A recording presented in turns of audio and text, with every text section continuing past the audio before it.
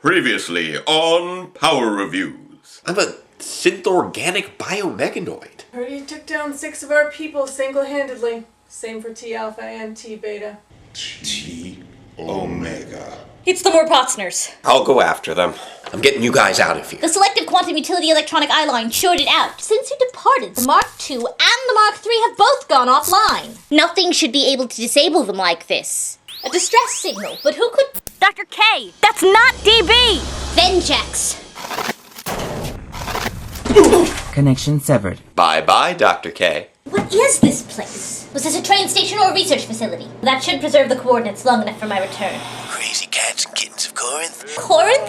Calibration complete. No! No, Commencing I'm recall. home! Ziggy, I need you.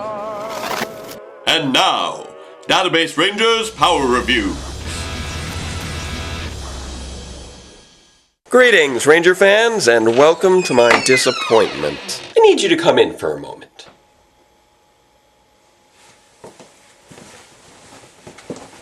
Take a seat.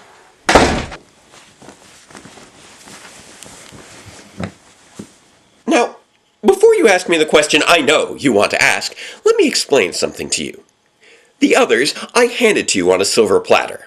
Got them alone, earned their trust, even did those little reviews the database loves to do. And get this, one of those reviews involved someone under the influence of a potion, another involved people in wacky disguises, and the third involved 2 people actually switching minds, and not once did any of them suspect that anything was wrong. In fact, I had the coup de grace, Dr. K, the one person on this pathetic plane of existence who understands the wireless interdimensional interface. Voice print Not right now. acknowledged. I had her. Right here, eating out of the palm of my hand, ready to spill all of her secrets to me.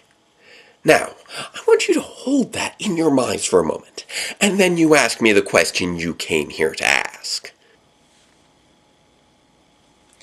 What happened to Subject K? She escaped! Because you fools had to go and let her counterpart squeeze out a distress signal. Now we're not only down one genius, but also one portal alignment device. Just count yourselves lucky that I managed to sever her connection to this universe, or else she could have popped back here like that and thrown a monkey wrench into all of our plans. Now, you tell me something. How on earth did Mayo get that signal out? We're not sure. Well, that's just perfect. You know, I know you 2 are supposed to be my handlers or whatever, but I'm seriously starting to wonder if anyone in your rinky-dink little organization actually has a handle on anything. We really don't appreciate... Well, tough luck, because I don't answer to you. I answer to the secretary, and only the secretary, so unless you... We have orders directly from the Secretary. We are to bring you in immediately. Of course you are. Well, let's head out then. And maybe along the way, I can tell you a little story. It's episode 15 of Power Rangers Super Megaforce. All Hail Prince Vekar.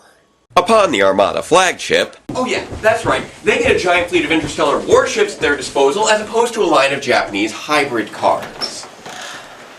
Anyway, their leader, Prince Vekar, is throwing a tantrum over always losing to the Power Rangers, while his second-in-command, Damaris, tries to calm him down. Okay, rewind. Did you just give me orders? Now, they're interrupted by the arrival of a ship from Vekar's father, the Emperor, which carries with it 2 Imperial Guards. Which are basically just red bruisers.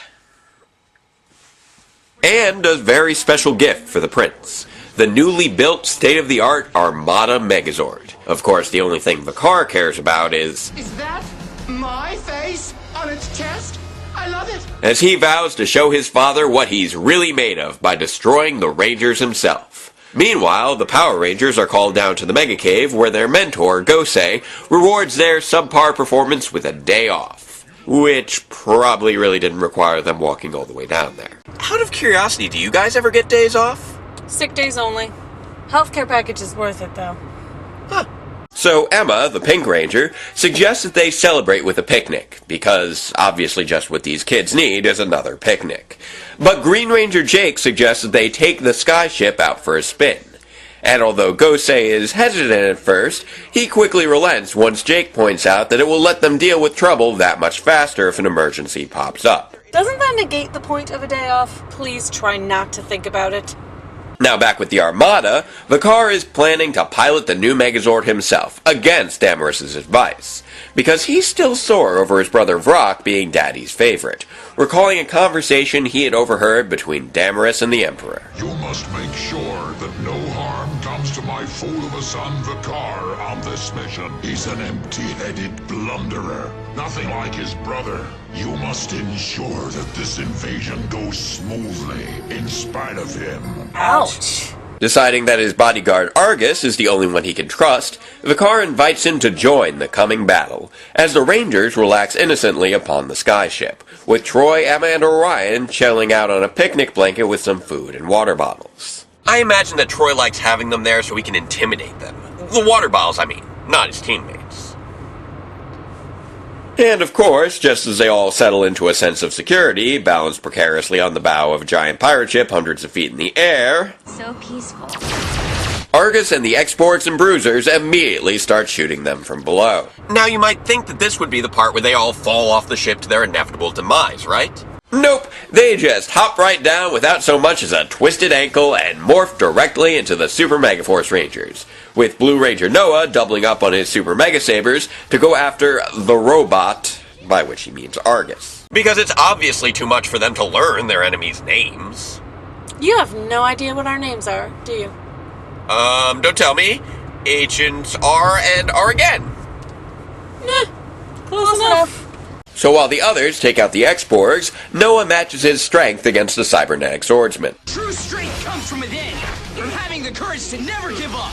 That was oddly dramatic. Of course, despite an impressive showing, the duel does not go particularly well for the Blue Ranger, nor his friends, who may manage to destroy all the Exporgs with their Super Mega Cannon, but soon find themselves outmatched by the newly arrived Royal Guards, who hit them hard with their powerful coat of firearms attack. But as usual, the moment the villains tempt fate, You could have at least put up more of a fight. Orion busts out a new 6 Ranger Legendary mode with the Wolf Warrior and his Night Power Strike, while Noah hits a stalemate when he counters Argus's Solar Slash with his Radiant Saber Strike, creating an explosion that sends them both flying.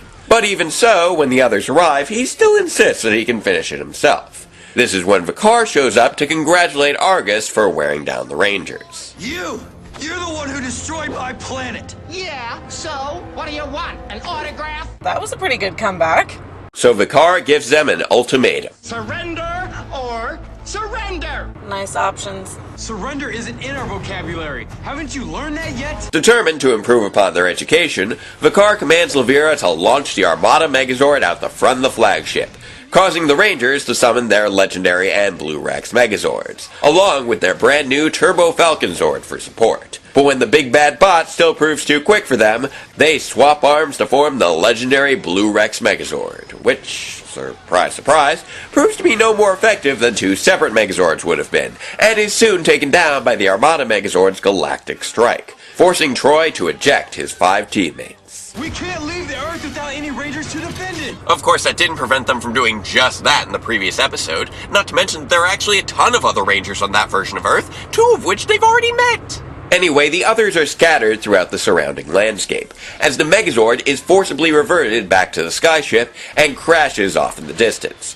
leaving both it and Troy in bad shape. So naturally, this is when Vekar returns home, where Damaris welcomes him back with some congratulatory Vortox juice. We're here. Let's head in. Lead the way.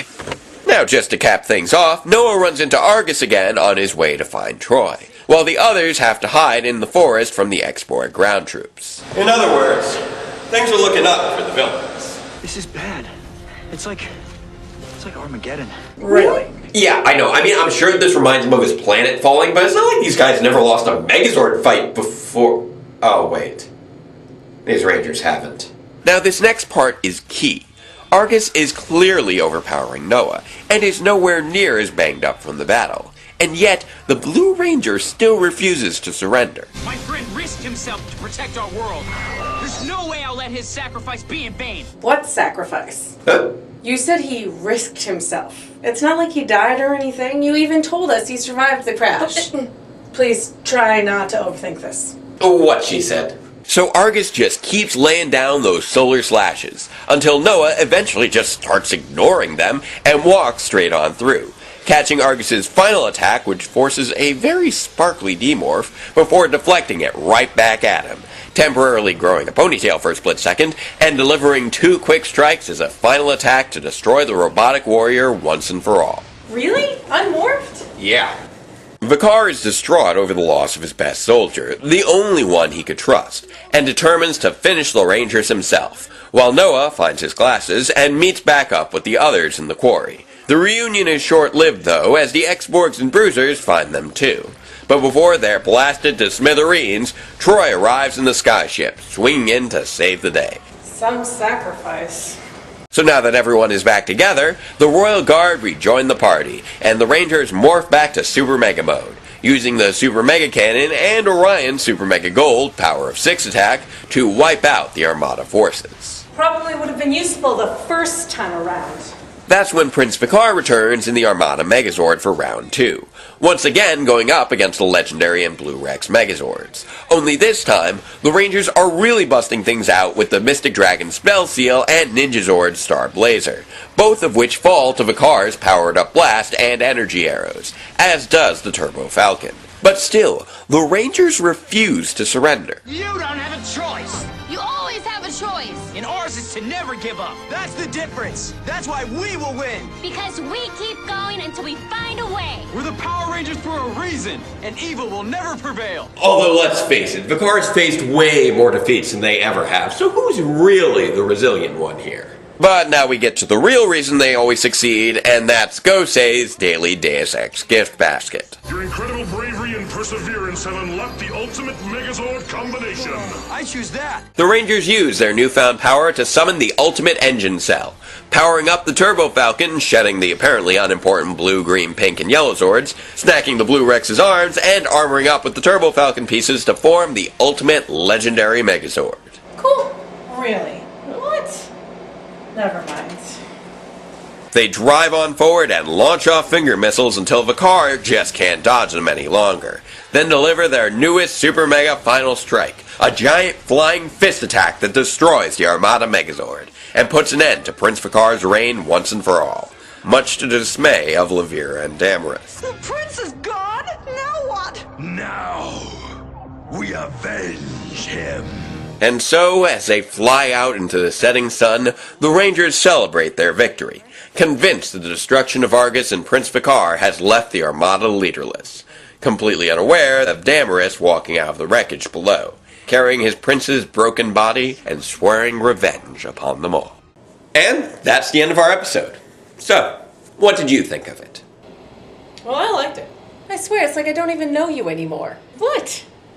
Sounded like there was good action, high stakes, something of a tragic rise and fall. You don't even know anything about these characters. How could you possibly have been invested? To be fair, you both make good points. This episode probably had the highest stakes we've seen since Super Megaforce premiered, with the Rangers finally facing off against 2 major villains, and actually being defeated in a Zord battle for the first time in their careers.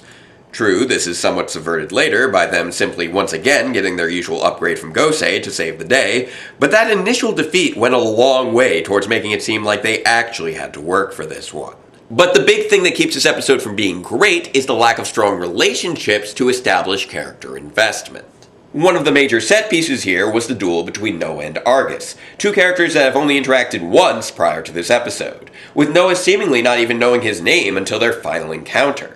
As far as epic rivalries go, even Troy and Creepox have them beat. I don't even know what a Creepox is. Don't worry about it. My main point is that Argus was heavily underutilized and got no real development prior to his destruction. I saw it more as just the Blue Ranger being unable to defeat him until he actually had a stake in the fight. You know, saving his friend. Also a totally valid interpretation of events, and one that keeps the interaction from being totally hollow. But either way, I think we can all agree on who the real star of this story was. Prince Vekar. Exactly. Throughout the season, Vekar has easily been one of the more enjoyably comedic villains we've seen in years, just through being a pompous and preening spoiled brat who has no qualms about taking credit for the ideas of his subordinates, and then blaming them for everything that goes wrong at the drop of a hat.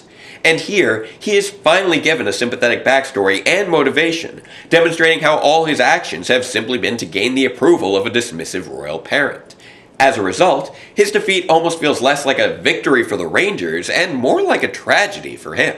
Overall, this episode might not quite have the gravitas it aspires to, largely due to yet another contrived heroic victory and the lack of strong interactions between the heroes and villains, but it does provide an action-packed and fitting farewell to our lead baddie, setting the stage for the final events of the season and reminding us all of one thing that is incredibly important. What's that?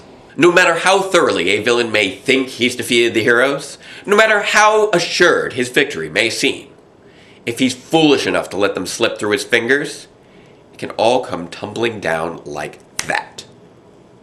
Understand? I have one question, though. Yes? In this analogy, would we be the villains? This organization runs off abductions and brainwashing and was created for the sole purpose of taking down heroes. What do you think?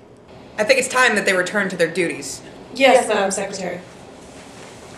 You know, I think I liked you better when I thought you were just a receptionist. That reminds me, how's your book deal coming along? Very funny. Can't work at a place called Alphabet Soup without a sense of humor. Come with me. So, are you going to tell me how Mayo managed to squeeze out that distress signal? Agent R can brief you on that later. We have more important matters to discuss first. More important than the security of Subject K Gamma? A new subject has surfaced, one that could be infinitely more valuable to accomplishing our goals. Sounds like you've got everything all figured out.